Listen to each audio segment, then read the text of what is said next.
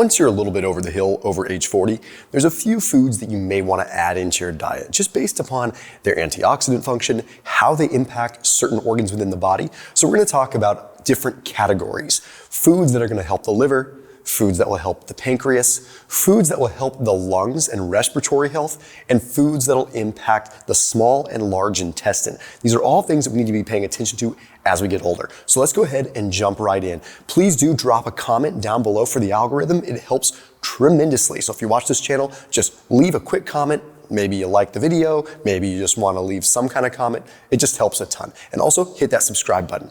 So jumping right in, the first thing that I would recommend, I'm not the biggest vegetable guy. I think that we can get away with a smaller amount of vegetables. I don't necessarily think they're overrated, but I do think that we tend to put too much stock in them, when in reality, it's more about bang for the buck. So cruciferous vegetables have certain compounds in them that become extra effective when we're looking at liver health. They have what are called glucosinolates. These are essentially sulfur-containing compounds that act as precursors to things like sulforaphane, which is a master detoxification agent within the body. Also improves things like diindole methane levels, IC3, indole 3 carbonyl. So these are all like detoxification and even hormone sort of processing mechanisms and compounds within the body. So eating small amounts of cruciferous vegetables is all it really takes to get that huge effect. There was a study published in Biological and Medical Chemistry that found that the isothiocyanates that are in cruciferous vegetables are the most potent NRF2 activators in the food supply. Now what that means is these things help increase glutathione levels. They help increase what is called phase 2 detoxification, which is where you break down fat-soluble compounds and toxins into water-soluble compounds that can be excreted. As we get older, we have less ability to do this on our own. So we want to do whatever we can to help it out. Okay, the next food that's going to be good, not just for the liver, but in general. Okay, this is one that I think just goes a long way, is beef, lean beef. It sounds so counterproductive compared to what we've heard for the last 30, 40, 50 years, 60 years, right? Beef, if you're getting good quality beef, whether it's high fat or low fat, I'm going to say lean beef because that's going to cover a lot of bases here.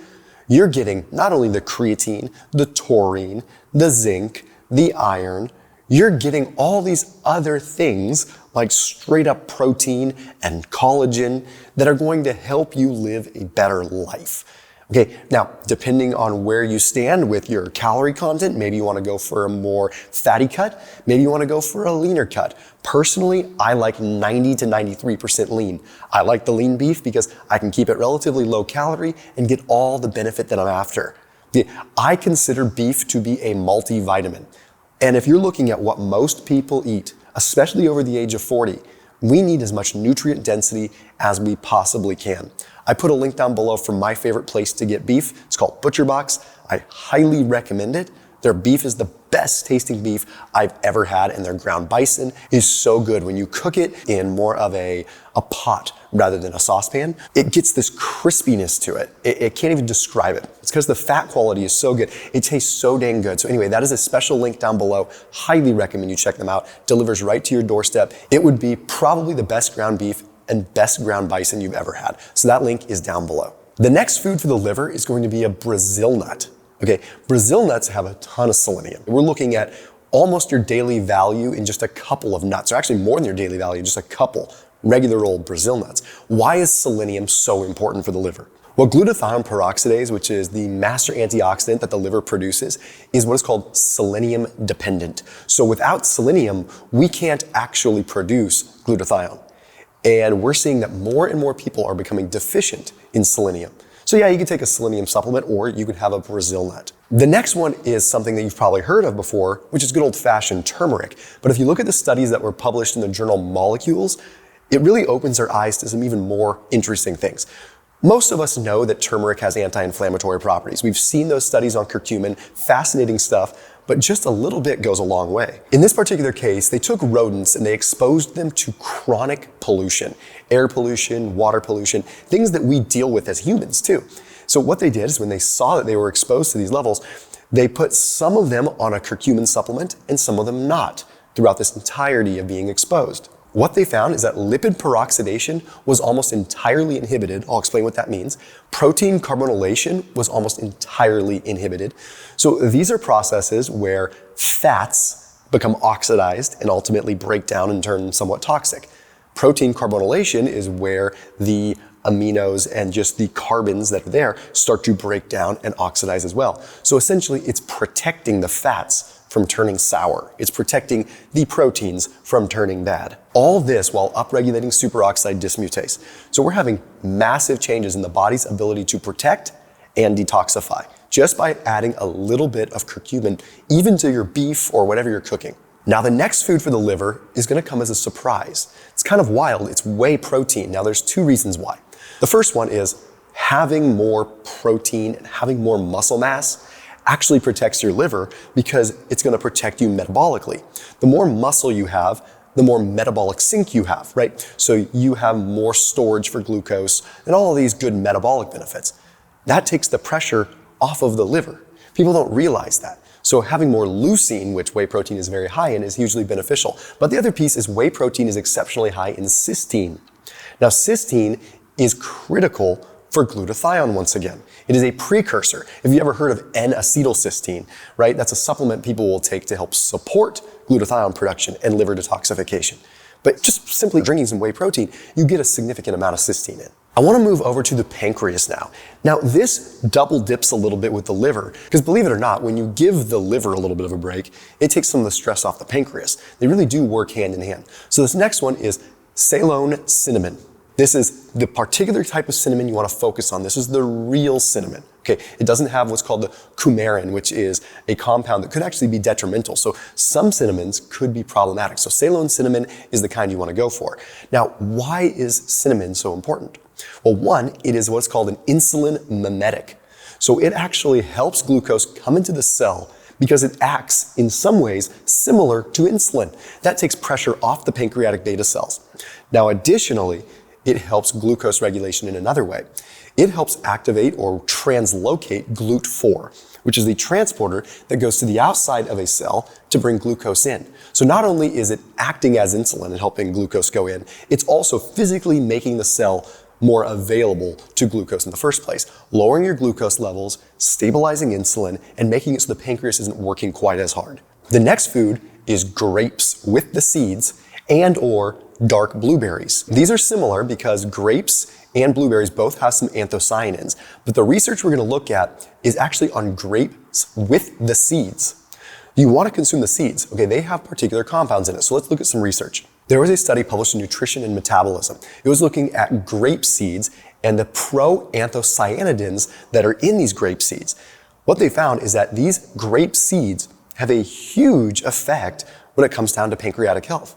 So much so that it reversed beta cell function that was damaged in the pancreas. It also helped reverse actual pancreatic damage, and then downstream of that, it improved what's called glucose tolerance, which means that when a subject consumed glucose, they tolerated it better. They didn't have a huge spike, they absorbed it.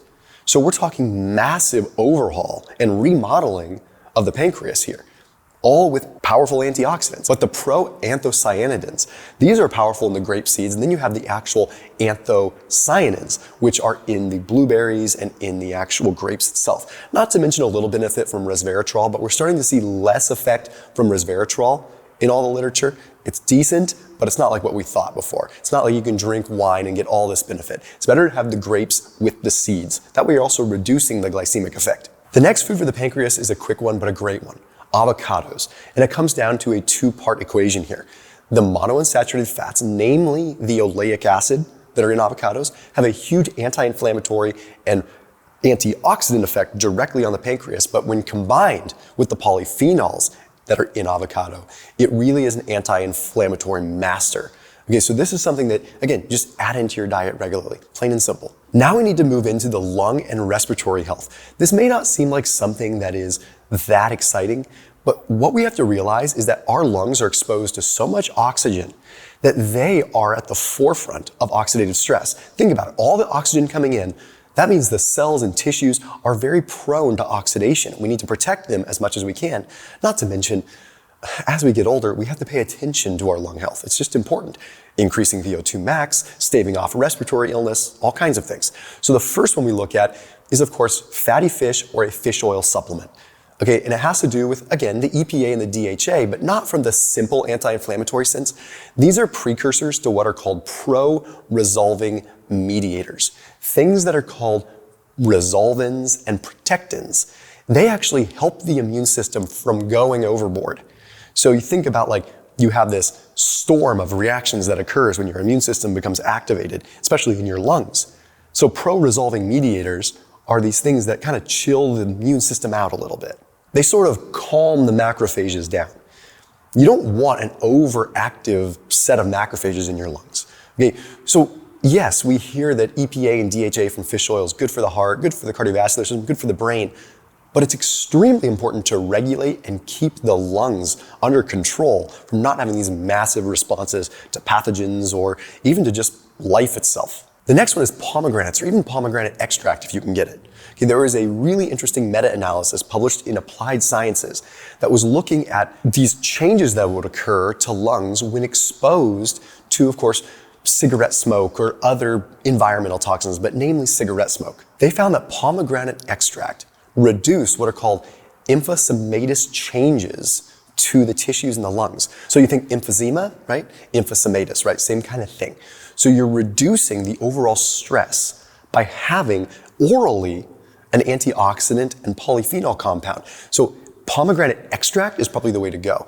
Like, the seeds have some benefit there for sure. Now, another part of this study or this meta-analysis is they were looking at overall just tissue damage to the lungs themselves. Another thing they found with this meta-analysis is that it actually attenuated the damage from smoke in the first place. And the researchers even said that pomegranate extract could be a reasonable treatment for COPD. I think this is pretty darn powerful. Now, the next one is green tea, finally one that we can drink. The cool thing about green tea is it is an anti-fibrotic. Okay, so it can actually help reduce the amount of collagen that's forming in the lungs that would cause scarring and fibrotic tissue, reducing our ability to breathe very well. Now, when you have a lifetime of damage to your lungs or a lifetime of just buildup from smoking and toxins, these kinds of things are really important. So even though it seems like you wouldn't want to reduce collagen formation, when you're reducing it in a localized place like the lungs or an organ, it's a pretty solid, good thing to consider. Now I want to move into the colon and intestinal health. The first one is somewhat of an obvious one. Okay, it's Jerusalem artichoke. Now, this is not to be confused with a regular artichoke. Like, look up a Jerusalem artichoke. They look a little different. They are one of, if not the most potent source of inulin, which is a certain type of fructan, which is unlike other prebiotic fibers. When it comes down to a prebiotic effect, having an impact on overall bacteria, Jerusalem artichokes are probably the most profound thing, powerful compound that you could eat. So you don't need a ton of it. People think, oh, I don't need fiber. Fiber's this, fiber's that. This isn't really even about the fiber. It is, but it's about the concentration of those prebiotic fructans. If you needed to just get a little fiber to benefit the gut, it's more like a supplement than it is a food. The next one is kimchi. Okay, now with kimchi, sure, it has onions and garlic, so it's prebiotic. It's fermented, so it has probiotic. But what's unique about kimchi and other fermented vegetables, but namely kimchi, is we're starting to see more effects specifically on strains of bacteria that produce what is called mucin. If you know me, you know I am a big fan of supporting the gut mucosal layer. So when you produce more mucin, you produce more mucus that protects the gut. This protects you from gram-negative bacteria. This protects you from other things that you could be consuming that are damaging the gut. Okay, so a little bit of kimchi goes a long way. And lastly, dark berries. Okay, blackberries, blueberries, acai berries. There was a study that was published in the journal Functional Foods that found that dark berries actually prevented lipopolysaccharides from producing and getting into the bloodstream. It actually helped not only gut barrier integrity, but it helped prevent these inflammatory compounds from getting into the bloodstream. Now, this is not because they have fiber. It's a little bit because they have polyphenols, but they are protectant. They are protecting at the actual core level, stopping the production of lipopolysaccharides, which cause inflammation throughout our body. The number one way we induce inflammation in a laboratory setting is with lipopolysaccharides. So this is a very important matter. A small amount of dark berries, again, things like blackberries. We can get good organic blackberries, not the ones that are gigantic, taste like an apple and are the size of a pear. That is not a true blackberry. Get the ones that are deep and dark. And go for things like acai. The nice thing, if you can go to a frozen section of a grocery store, you can get frozen acai. Just make sure it doesn't have sugar added to it, because acai has practically no flavor. It's very bland and very simple. You could add it to a smoothie, you could add it to anything, and it doesn't really change the taste that much. So as always, keep it locked in here on my channel. See you tomorrow.